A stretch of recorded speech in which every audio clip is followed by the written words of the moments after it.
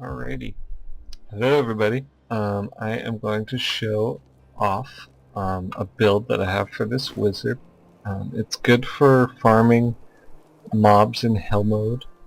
I haven't gotten to Inferno yet, so I don't know how good it is, but I am guessing it is not super viable for the final end game.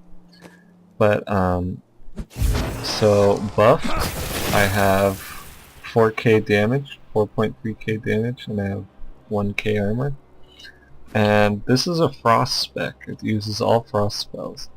And so we'll look at the first one is my auto attack. So this does lightning damage. It's not a frost spell, but it's a nice spell because it pierces through all mobs. So it does, and it has a pretty wide range. So it does a good amount of AOE damage, and it's one of the highest base damage auto attacks you have without having to be in melee range. So this is a good spell for kiting. Next, I have Ray of Frost, but I use the Sleet Storm glyph to make it into Sleet Storm. This is a melee ability. It does an AoE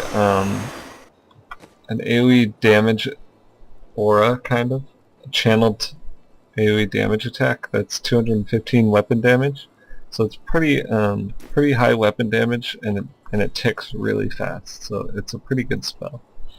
For my other abilities, I have Frost Nova with the Cold Snap glyph, Ice Armor with the Ice Reflect glyph. That means that random mobs will Frost Nova. So here you see that there's two different kinds of Frost Nova. So that means a lot of mobs are going to be frozen when you're attacking them. The third ability is Diamond Skin. You need it to be able to use Sleet Storm safely, because you'll get wrecked if you don't have Diamond Skin up. So I'll show you how it plays out in a bit. The fourth ability is up to you. My favorite three are Magic Weapon, Archon with the Pure Power reduced cooldown glyph. I use Magic Weapon with a knockback glyph, or the Blood Magic glyph that heals you. Or I use Blizzard with Frozen Solid. It gives it a chance to freeze. So between the Frozen Solid Blizzard spell, your Ice Aura and Frost Nova, things are going to be constantly frozen. So it will reduce the amount of hits you take.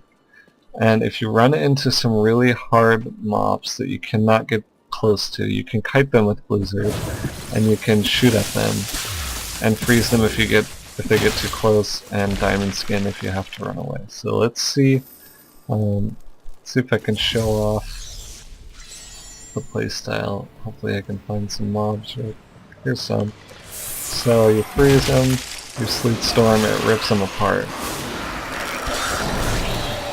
And that's kind of how it works. Against those weaker mobs, you don't even have to cast Diamond Skin. You'll kill them faster than they can kill you. So maybe we'll find something a little more challenging. But anyway, I think it's a pretty good... Oh, I forgot to go over the passives. The passives are important. The first one's Cold-Blooded. That's the bread and butter of this spec. Cold damage dealt to chilled and frozen targets increased by 20%, so it basically amps your damage another 20%. So if you switch Blizzard with Magic Weapon, that will really increase your damage. Next is Galvanizing Wind. I like it because I don't have to refresh the Ice Armor as much, and it gives me good health regen. So that one's a good one. And Blur is pretty much essential for this. Decreases melee damage by 20%. Because you are going to be in melee range a lot of the times, and Diamond Skin can break.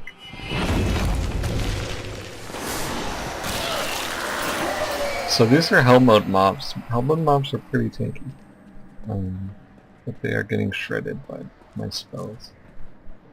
I will also be making a fire build. I like to really synergize my spells and try to make them work as best as I can. Fire is really good too, but it's a little harder to pull off.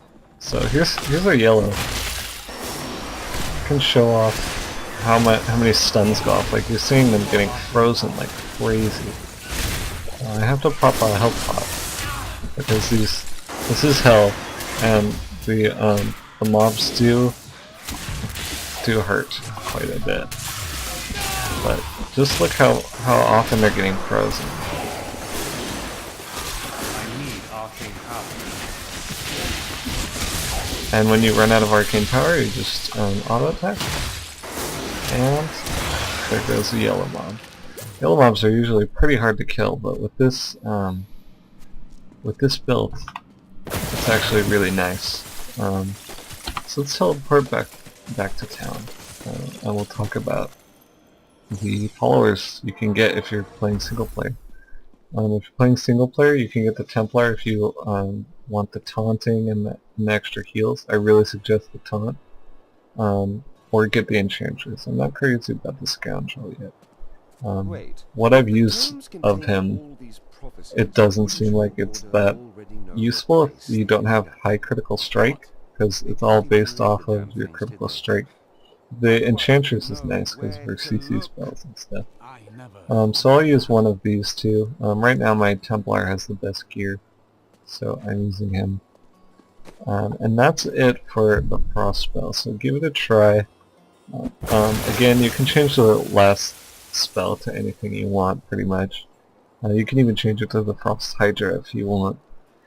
But anyway, I will make another video on fire and some other builds. Right.